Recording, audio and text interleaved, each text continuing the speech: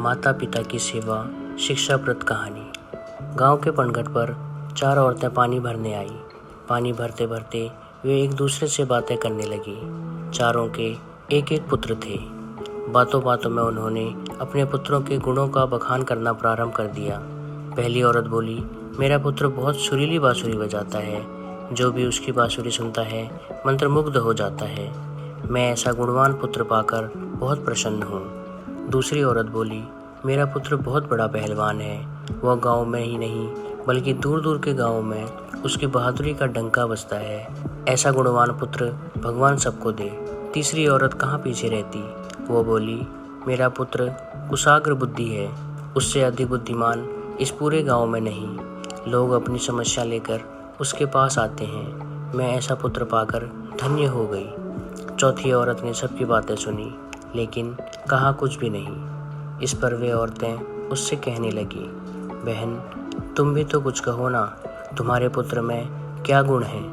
कोई न कोई गुण तो उसमें अवश्य होगा। वह औरत बोली, क्या कहूँ बहनों, मेरे पुत्र में तुम्हारे पुत्रों की तरह कोई गुण नहीं है। उसकी बात सुनकर तीनों औरतों ने गर्व से अपना सिर उठा लिया। कुछ देर में सबने पानी भर लिया और वापस जाने के लिए अपना अपना घड़ा उठाने लगी।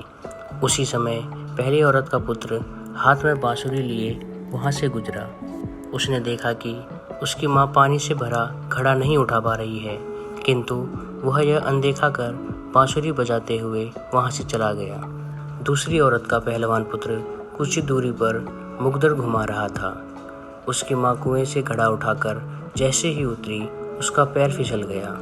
किसी प्रकार वो संभल गई, किंतु पहलवान पुत्र अपनी माँ को नज़र उठाकर देखने के बाद भी उसके पास नहीं आया और अपनी कसरत में लगा रहा।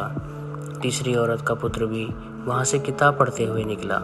उसकी माँ ने कहा, पुत्र मैं दोनों हाथों से घड़ा पकड़े हुए हूँ, ये रस्सी जरा मेरे कंधे पर डाल दे। लेकिन वह अपनी माँ की बात अनसुनी कर वहाँ से चला गया। तभी चौथी औरत का पुत्र वहाँ आया। अपनी माँ के सिर पर घड़ा देख वह उसके पास गया और उसके सिर से घड़ा उतारकर अपने सिर पर रखकर चलने लगा।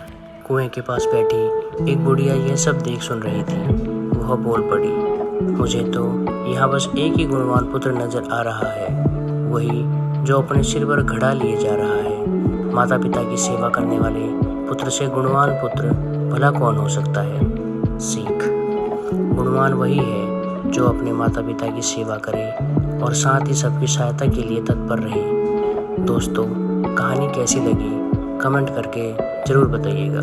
कहानी को लाइक, शेयर और सब्सक्राइब करें। धन्यवाद।